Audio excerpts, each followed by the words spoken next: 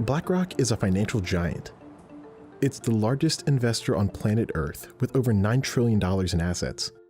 That's a pile of cash equal to about 1/10 of a year's global economic activity. That means the money managers at BlackRock have a big say in how the world runs. Here's CEO Larry Fink talking to CNBC in 2021. And I've been on your show now probably 4 times every year at the very least for 22 years as a public company, and even longer when we were private, talking about retirement. BlackRock is indeed influential. In the US, it owns at least 5% of most major companies. That gives the firm lots of voting power to determine how public businesses operate. BlackRock rose to the top of the financial system in a short span of time. After its IPO in 1999, its stock has increased 7,539% through December 2020. Along the way, the company used technology to minimize the risks of investing. BlackRock, as well as the other ETF providers, have done a great job in bringing a product to investors that provides diversification in investment portfolios at a relatively inexpensive price. And I think there's good reasons for them having grown to scale. According to BlackRock, risk management today means adapting to the changing climate. The largest oil and gas producers and the largest carbon emitters are state-controlled enterprises. Their leadership has the sway to push global institutions into action. BlackRock's relationship with the Fed is a really useful thing for the public to know about. The central bank can do things to make our lives better, and it can do stuff to make some people really rich. Here's how BlackRock shot to the top of the financial industry. The company we know today as BlackRock was formed in the late 1980s. A young Larry Fink launched a firm under the Blackstone Investment Group with 7 co-founders. Fink's team came together under the management of Steve Schwarzman. We started the business together in around 1988, 89, and they wanted to sell it 4 or 5 years later.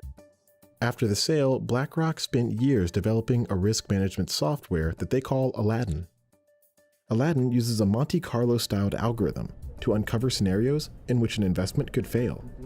Over the last really 20 years, financial markets have become much more complex. Volumes have increased exponentially. At the same time, we've had an explosion in computing power. Chips have become so much more powerful and expensive. The combination of financial markets needing increased technology and there being cheap, inexpensive ways to really scale up technological innovations has led to sort of the confluence of things like cryptocurrencies, robo-advisors, and even more basic things, simply like equity markets being almost completely electronic now. BlackRock's tech-driven approach made it a major firm. Over time, their managed assets swelled, and the company started to buy out its competitors. In 2006, the firm acquired the distressed assets of Merrill Lynch, and in 2009, it took over Barclays Global Investors. At the time, BGI owned the intellectual property rights of iShares. Today, that brand is one of the most heavily traded names in the stock market. About 3 million shares of its fund tracking the S&P 500 are exchanged every day. ETFs, or exchange-traded funds, are at the heart of BlackRock's empire. These funds have taken over investing in the past decade. I think we can attest that growth to the attraction of ETFs as pooled investment vehicles that allow investors to diversify their portfolio. And diversification has been shown to be one of the key factors for investors to have a successful investment program. You can think of ETFs as baskets of stocks based on themes.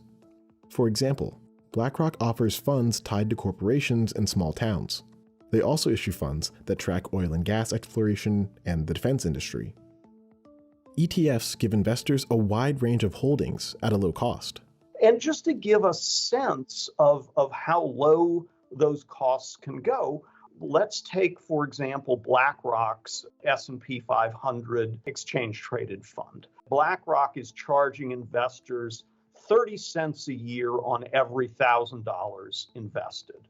And there's great competition among fund providers for low fees, and that's been a great thing for investors. Just 3 companies dominate the ETF market.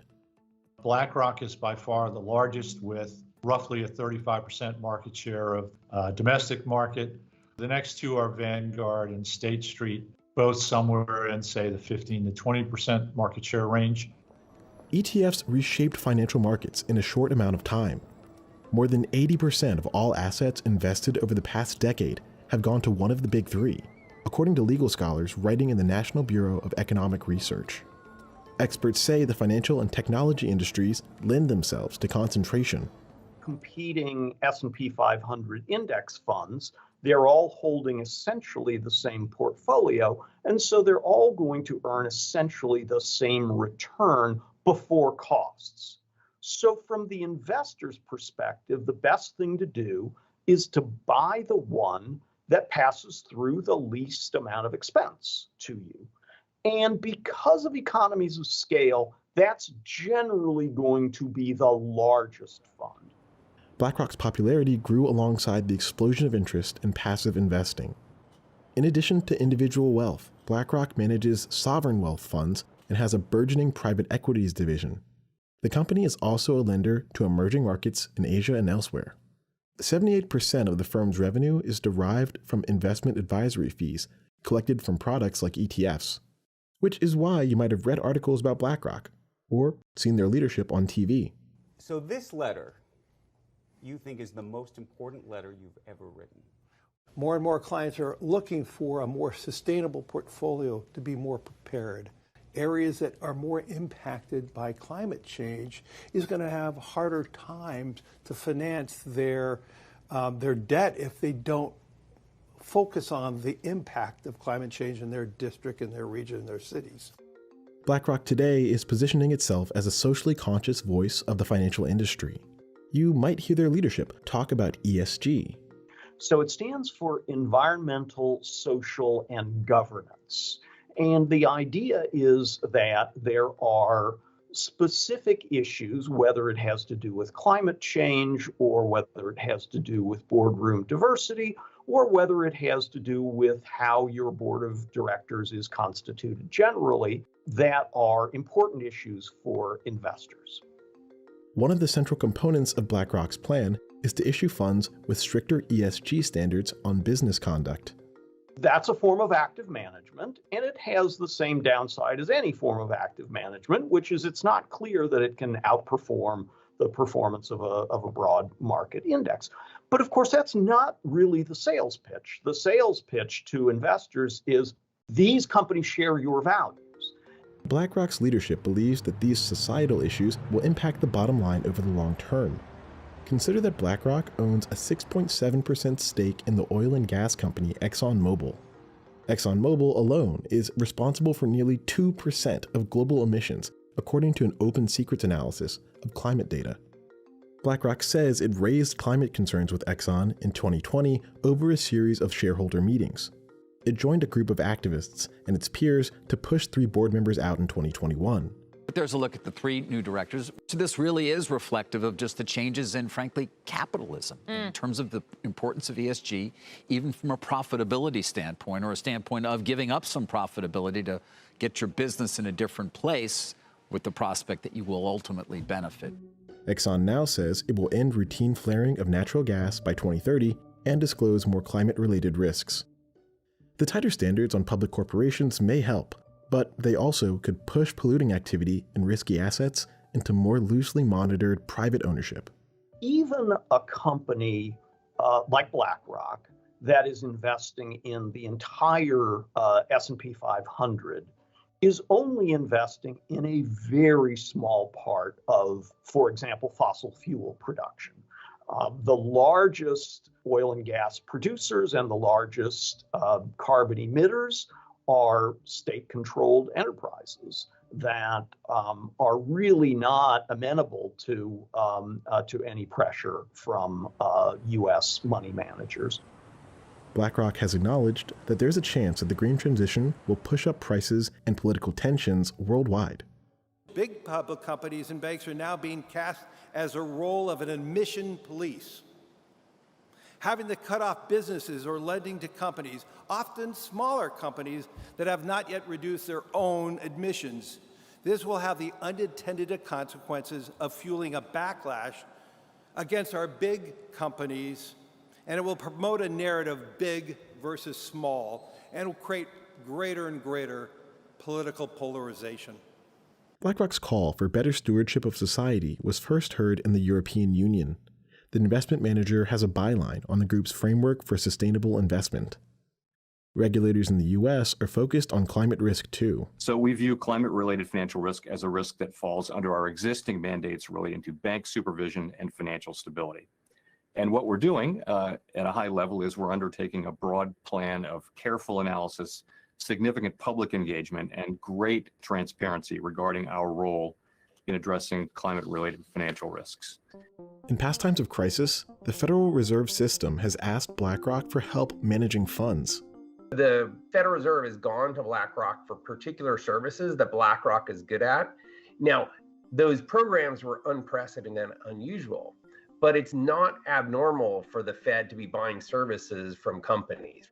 In 2008, New York Federal Reserve leader Timothy Geithner tapped BlackRock to manage the distressed assets of Bear Stearns and AIG. Geithner and Fink share a close personal relationship. The two sit on the board of the Council of Foreign Relations and were communicating frequently in the Great Recession. This pushed the money managers into the national spotlight. And in the early days of the coronavirus pandemic, the Fed system called on BlackRock again. In the following months, the central bank purchased trillions of dollars in various assets and debts, including corporate bonds. BlackRock was tapped to manage this portion of the purchases.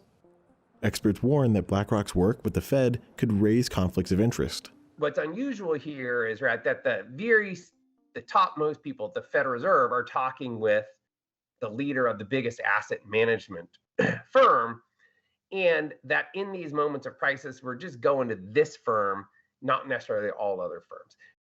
The company's 2020 annual report warns that their importance could lead to more oversight from the Fed. Meanwhile, the Federal Trade Commission is reviewing the standards on acquisitions and mergers, which could impact the bottom lines of mutual funds. And the Securities and Exchange Commission is reviewing derivatives markets, which could impact BlackRock too. The company is now searching for new sources of yield. For example, BlackRock is pursuing real estate investments like student housing, apartments, retail, and office buildings.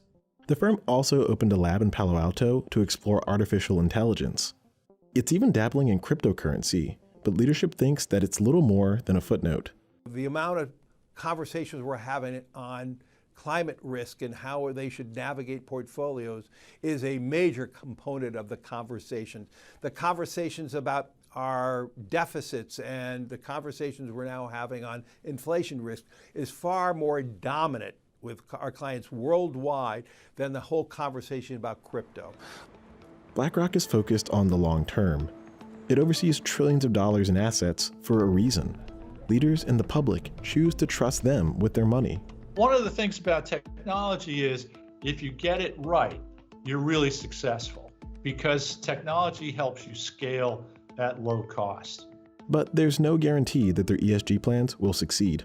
The SEC's mission and the mission of anyone who manages money for investors is to protect those investors. The question is whether using ESG factors actually helps them to do that. Just saying ESG is good for our portfolio companies doesn't make it so.